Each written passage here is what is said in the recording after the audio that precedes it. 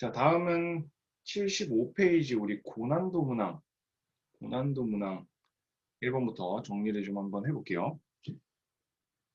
자, A, B, C, D 이 5명의 학생이 직사각형 모양의 식탁에 놓여 있는 5개의 의자에 앉으려고 하는데 A, B가 서로 이웃하여 앉는 경우의 수는 이렇게 얘기했네요. 일단은 이웃하여 앉을 수 있는 상황부터 우리가 좀 정리를 해보면은 이렇게 하나, 이렇게 둘, 이렇게 셋, 이렇게 셋밖에 없는 거지. 그럼 어쨌든 세 가지 케이스에서 A, B가 자리를 각각 바꿔 앉을 수 있고, 그 다음에 남은 친구들만 각 상황에서 나열해주면 3팩 이렇게 될 거 아니에요. 이거 말고 뭐 추가로 우리가 고려해야 될 부분이 따로 있는 건 아니죠. 그래서 일단 A, B가 이웃하여 앉을 수 있는 상황 세 가지에 그때그때 A, B가 자리를 바꿀 수 있는 거 두 가지, 그 다음에 남은 친구들이 나열되는 케이스 3팩, 이것만 계산을 해주시면은 답은 36, 4번 이렇게 나오겠네요.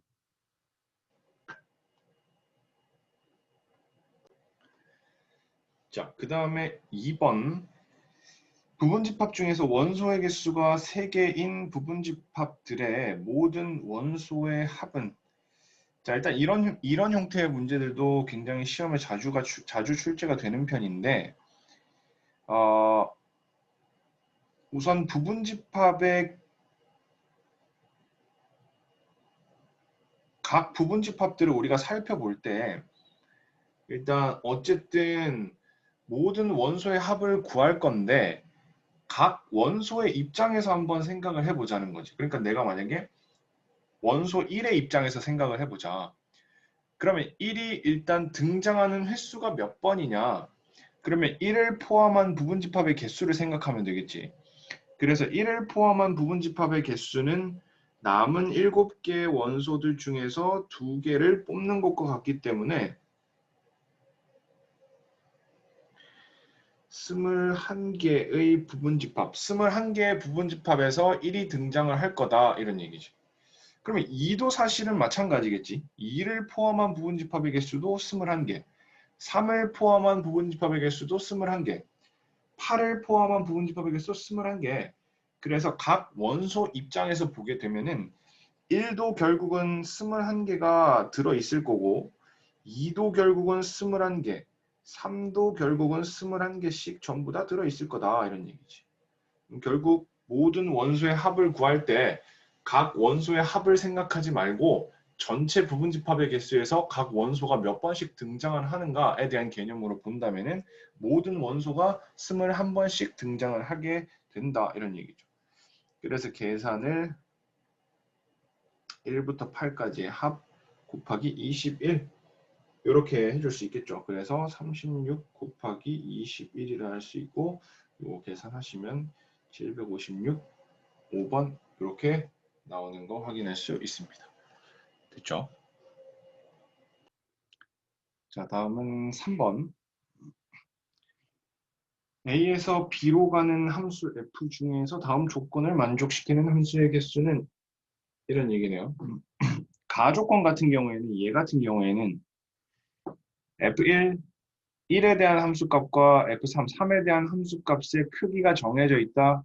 요거는 순서가 정해져 있다. 크기가 정해져 있다.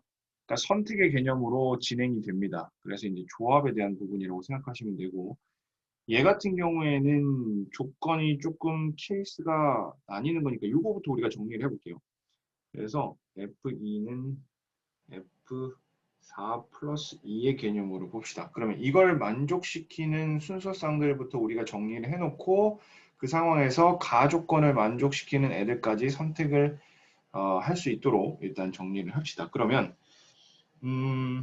일단 F4와 F2에 대한 케이스부터 정리를 해보면은 F4가 가장 작은 값, 얘가 5일 때라고 생각을 해봅시다.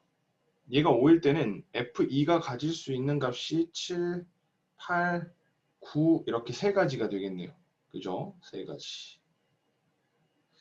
그 다음에 얘가 6일 때는 얘는 8, 9 이렇게 두 가지. 그죠? 그 다음에 얘가 7일 때는 얘가 9 한 가지 이렇게 된다. 근데 이제 가랑 나의 조건이 연계되는 형태는 아니기 때문에 얘는 여기까지 총 몇 가지 케이스, 6가지 케이스를 만들 수 있고 이 6가지 케이스들이 만들어지는 상황에서 가 조건을 만족시킬 수 있는 것은 이런 개념이 되는 거잖아. 가 조건을 만족시킬 수 있는 것은. 그러면 이 6가지를 만들 때 얘는 이게 1대1은 아니기 때문에 얘네들이 연결되고 되는 거랑 상관없이 그 다음에 남은 그냥 5개 중에서 크기가 정해져 있는 그러니까 순서가 정해져 있는 2개를 선택한다라는 개념으로 보면 된다는 거죠. 이 5개 중에서 중복으로 연결돼도 상관은 없죠. 1대1이 아니기 때문에 2개만 선택을 해주면 5개 중에서 2개만 선택을 해주면 그 중에 작은 건 기본적으로 무조건 F1에 연결이 되고 그 중에 2개 중에서 큰 값은 무조건 3으로 연결된다. 그래서 곧 뽑는 방법이 연결할 수 있는 함수의 개수라고 생각하면 되겠지. 가 조건을 만족시킬 수 있는 함수의 개수. 그래서 가 조건은 일단은 OCE, 가 조건을 충족시킬 수 있는 연결되는 순서쌍의 개수는 OCE가 되는 거고 그 다음에 나 조건을 만족시킬 수 있는 건 총 6가지. 그래서 6 곱하기 OCE 이렇게 계산을 해주시면은 60 이렇게 나오게 된다는 거죠. 답은 1번이 되겠네요.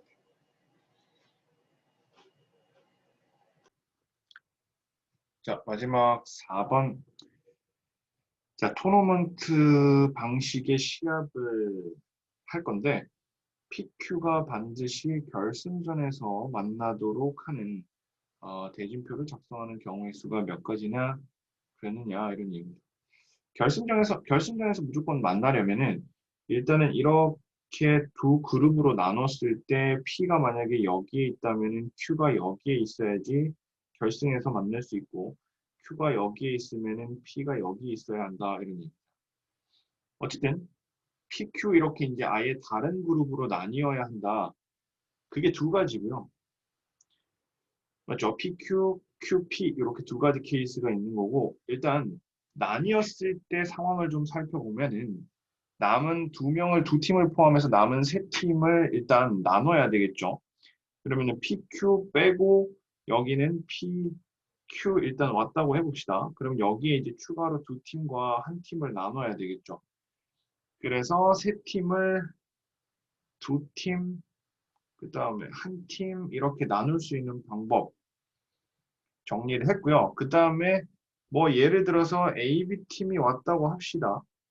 이 3팀 중에서 2팀을 나누는데 A팀, B팀이 왔다고 칩시다. 그러면 오른쪽 같은 경우에는 어차피 Q랑 C랑 붙는 한 가지 케이스밖에 없기 때문에 뭐 생각할 게 없는데 왼쪽 같은 경우에는 부전승이 있기 때문에 이 부전승을 고려해 줘야 되겠죠.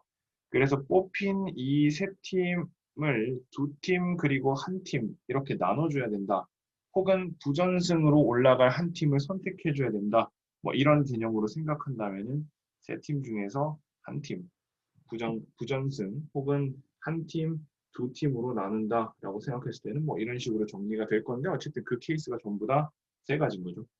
그래서 2 곱하기 3 곱하기 3 이렇게 계산이 들어가는 거니까 18, 4번이라 할 수 있다.